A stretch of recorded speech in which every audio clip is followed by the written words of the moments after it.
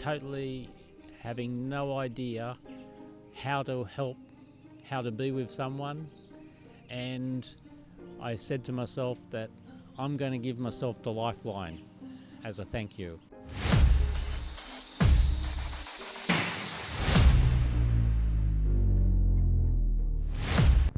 Hey guys, what's up and welcome back to my channel where it's all about stepping up. You're on the road again with Tar, bringing to you another brand new episode where we'll get to hear from a dear friend of mine who's traveled all the way up from the Sunshine Coast to join me on today's show. And in this episode it is broken down into two parts. And in the first part we'll get to hear about his experiences with mental health and how he was able to find the help and in return join the team that helped him out. But I won't give too much away, so stick around to hear what he has to share with us, as some of the tools that you'll get to hear could possibly help you out or someone that you care about down the track. So please, before we dive in, I humbly request subscribe to this channel so I can reach out to other individuals and communities that are wanting to share their stories, so that others like yourself who are listening can possibly relate to some of those struggles or experiences of what they went through and how they were able to overcome them, in helping you to find those steps or use the tools that you get to hear about. So without further ado, let's dive back into the show. Today we're here at Nielsen's, just outside of Bundaberg. Not too far, about 10 minutes. But I'm also here joined by a lovely dear friend of mine who's traveled all the way from the Sunshine Coast to join me on today's show, On the Road with Tar. Because unfortunately we didn't get to catch up last time, which was alright. We were always eventually going to catch up. We were. And today I'm so honoured and grateful for him turning up today.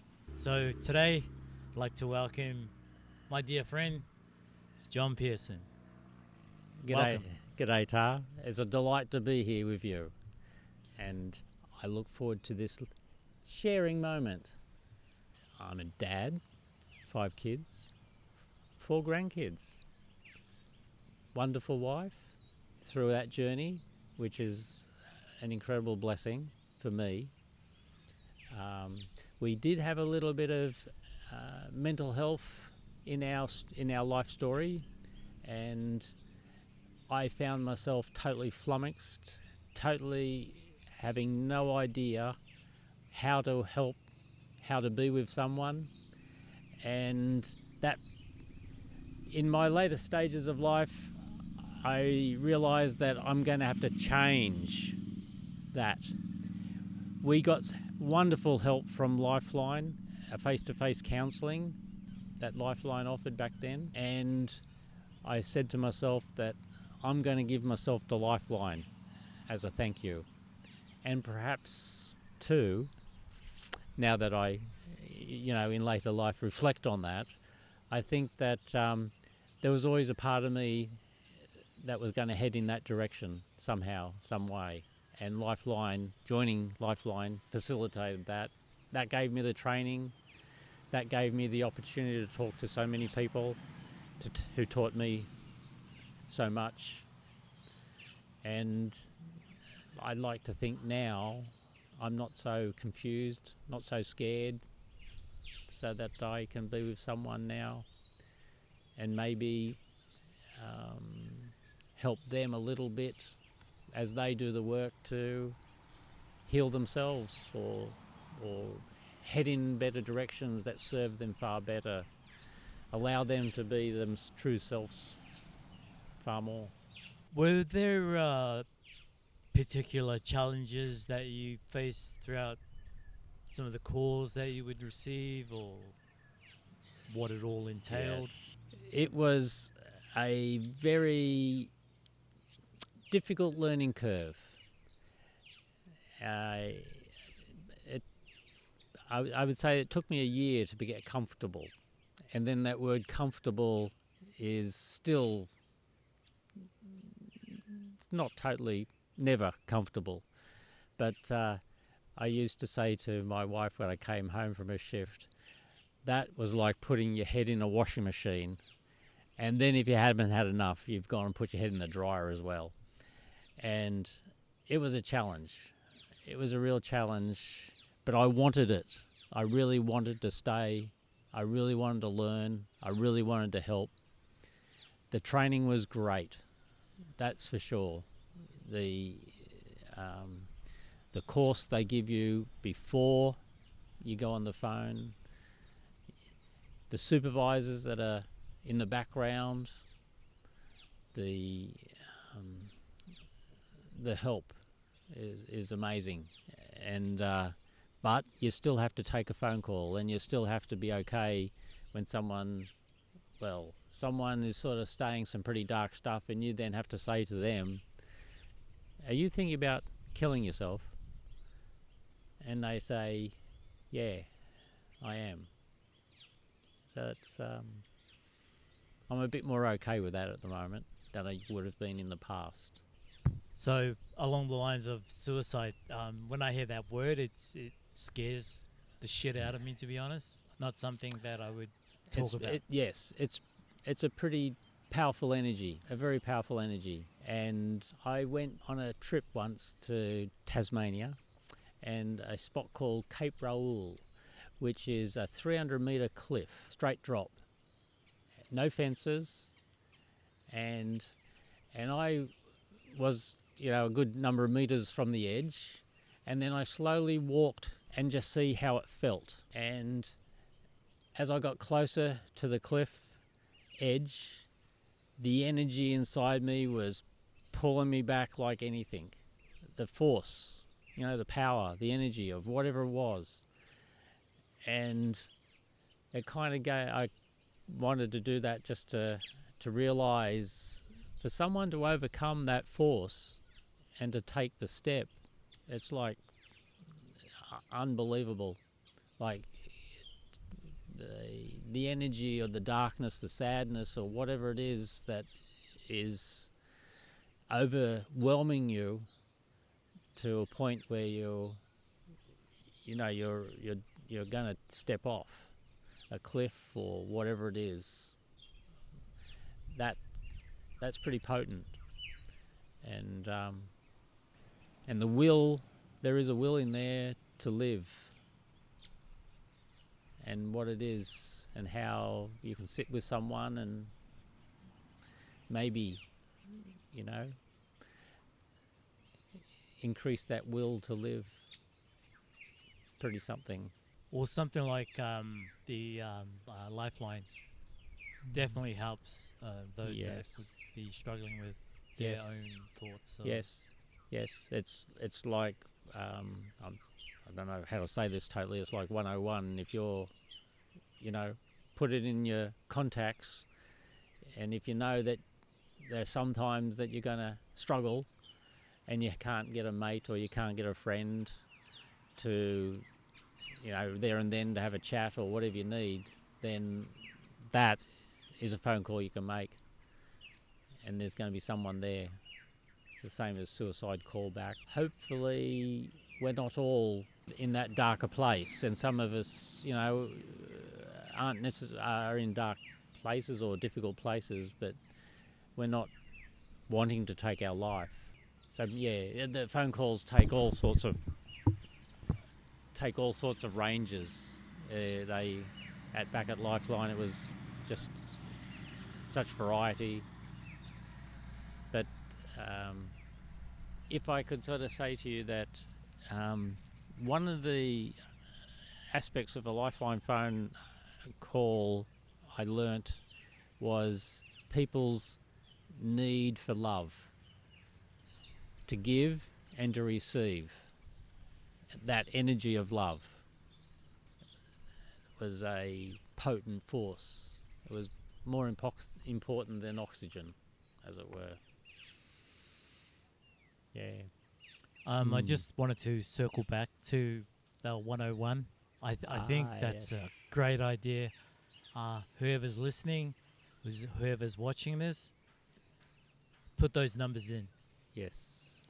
Because, if you don't have a friend that you want to call in, if you don't have a relative that you would like to talk to, I think that's a great idea just to put in Lifeline, to have someone to talk to. Yeah. And yeah, for bringing that up, it just made me think like, wow, that's actually a great idea, because not everyone's going to have someone they would like to talk Yes. to. Yes. Yeah. Very true. I could share something else that was quite potent to me when I was learning about taking calls at Lifeline. I watched a TED talk, and it was a San Francisco police officer who had just finished his training, and he got assigned the Golden Gate Bridge, and that meant that he was often rung and would take his Harley Davidson down the footpath, stop, and there would be a person on the bridge. And he gave the TED talk at the like a summary of his experiences, and now he's actually helping to train police officers, so that's awesome. But he didn't receive any training. But he said that of all the people he ever got to, and there was many people, if you can just have a chat to them, he only ever lost one person. I think I'm remembering fairly correctly. But of the vast majority, he can only remember very few that ever stepped over the bridge once he had got to them. The other point that he raised was that some people jump, and there's a few that actually survive. And of those few that survived, they get to talk to them and ask them. And the few that survived said that the moment they let go, they knew they made a mistake. And that's potent. I used to say when I was in the training part of Lifeline, I used to say to the people, when you're going to take a phone call, talk, let them talk. If that San Francisco police officer is any indication, no training, just doing the best he could, he was able to do that. So you can too. Even though it's scary, just be with them. What's going on? Yeah, that's some real powerful stuff. And for someone to learn the hard way, I take my hat off to this copper. Yes. Yeah. I suppose I could tie in with one of the podcasts that I was listening to a couple of days ago, which involved Jay Shetty and Chris Voss. And I remember him talking about something along the lines of what men don't say in times of like suicidal thoughts. And I remember him saying something along the lines of, the problem is sometimes that maybe it's not a problem, it's just that they're not aware of. If you call a friend up, it's not exactly something you would say to them, but hearing those very words was something that I thought maybe we should actually say them, which was, hey, look, mate, I just kind of want you just to listen to me. I don't want you to fix me or tell me what I should do. I just want you to just hear me out, man. That's all I'm asking. Yes. You know, let's not try and fix me. Let's just just be there for me. Yes. And I thought that was such a powerful phrase to kind of just go along with. Yes. Just to say to someone like, hey, look, don't fix me, but appreciate if you just listen. Yes. Actually, I'd go along with that. It's very, like, just to start out, I need someone to talk to, not fix me. Because it's like we live in a culture where we fix, or men tend to fix things. So, we fix the light bulb that's broken. We fix the flat tire. We oil the squeaky door. We fix things. And things are things. They're definitely not people. And so we can't go fixing people or treating them like a squeaky door or a light bulb that needs changing. And so that's locked in us. We often start hearing someone's story and we're thinking, oh, we've got to fix this. Whereas, no, that's things. You fix things. You don't fix people like that. You got to hear them. And so, yeah, that's a lot of wisdom in saying, just to say that up front. I just need someone to hear me, not fix me. Because it's like a cultural shift to get out of our training. And so we get trained to say, things are things, and people aren't things. I need to talk differently, communicate. I need to hear first. Not judge and then fix, because I know the answer. Yeah. So with all the years of your time at Lifeline, before I met you at Marcus Yes. Missions, what was the turning point for you to try something else? I did Lifeline for at least 6 years. I can't remember totally now. It was a little while ago now. And I'd have a go at anything they were offering. So I did the phone, and then they offer a supervising course, so I do that. They offer mentoring, so I do that. They offer helping with the training of new people, so I did that. And then there was there was a job going of like a country callback and a few other things they were getting contracts for, because they needed phone people, and so they were getting contracts from outside. And I started working as well, doing the phones and doing these other things, and like a post-suicide service. So it was really, wow, a lot of different experiences, and I really cherished that. And I learnt a lot. I'd like to think I learnt a lot. But it kind of reached a point where I'd done enough, and I needed to move along, let's say, and that was okay. Like the attrition rate at Lifeline is just very big, so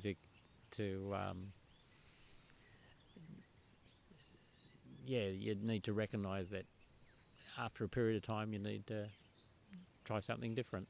And one of the guys I sat next to on the phone was John Morgan, who you've interviewed already. And after he left Lifeline, he started up, with a bit of time frame, he started up Marcus Mission. So, and my wife was looking at volunteering, and she came across a little sort of ad by him, and sort of said, "Oh, hey John, this might be of interest to you, and I think you know this name, John Morgan." And so I ended up giving him a phone call, and he said, "Yeah, we're down at Marcoola Surf Club. We'll be there on this such and such date. See you there." So that's how that started, and I've been going ever since. And then one day, on this wet, sort of rainy day, this guy turns up from the Gold Coast. He's a little bit damp, and his life's been thrown upside down a bit on that day, and we met. What's something that you would like to see improve within the mental health area, the mental struggles? Yes. What would be something that you would like to see improve?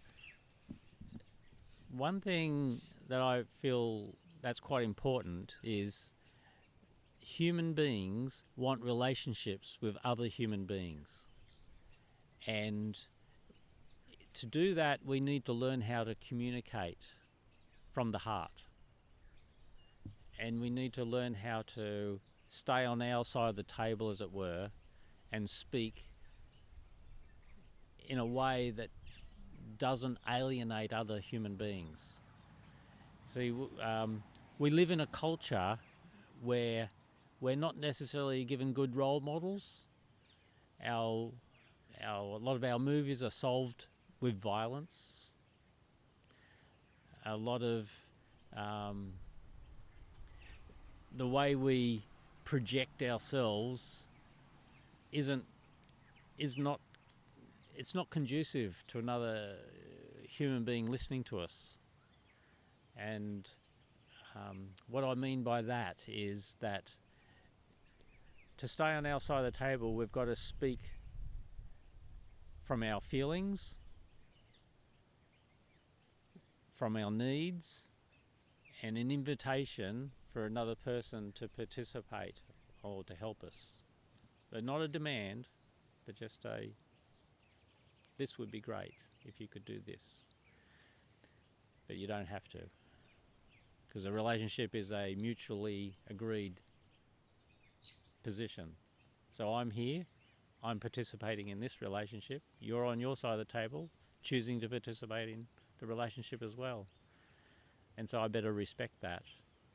But unfortunately, I know I grew up in a way that wasn't conducive to learning how to speak or have a relationship with another human being where I didn't actually project my feelings and give a person a misinterpretation of what I'm saying. How does one actually go about doing that now? Yes. During my Lifeline days, there's all sorts of information coming in, and there's all sorts of amazing people that have gone before you and have written a book or done podcasts or done some YouTube or done something that says, hey, I've spent my life trying to learn how to communicate properly, shall we say. And two names that just bounce into my head straight away is Marshall Rosenberg and Marshall Rosenberg started an organisation called Nonviolent Communication. Sue Johnson, she's another lady who has done an amazing amount of work with feelings and the intimate relationship and how that dance of two human beings, the masculine and the feminine, operate together successfully and how they operate unsuccessfully. So those two people for me were just absolutely amazing and changed my view on how I go about communicating. And so I learnt that you observe something happening, you observe it, but then you stop and you don't judge it, you don't evaluate it, you don't make up a reason for why what you see just happened. You saw something happen, so then you look inside to yourself and connect with whatever feelings are going on inside you, and recognize that what I feel now is my reaction to what I've just seen or what I've just observed. And so now you're connecting with what you're seeing. So then you can do. Is it a problem sort of feeling, like a feeling that you're being disrespected, or there's a feeling that isn't comfortable for you? So what is that feeling? And then with that feeling, there might be a need that needs to occur. And then there's the invitation of what might help you. Would you like me to give you a little play example? Yeah, absolutely. Here's a little play example. Me and you can be my wife. Okay. Okay. So I've come home from work an hour later than you anticipated. Tea is now quite cold, burnt, and not exactly delightful as expected. And so just for this little storyline, we'll say I walked through the door and it's like, oh, and you might just say, where the hell have you been? If you loved me, you're going to be late, how hard is it to text? How hard is it to text, honestly?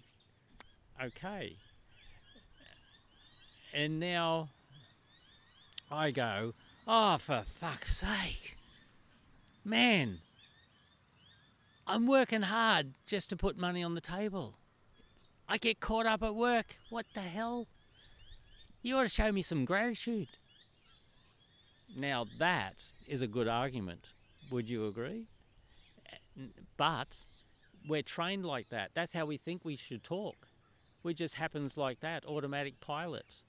But if we actually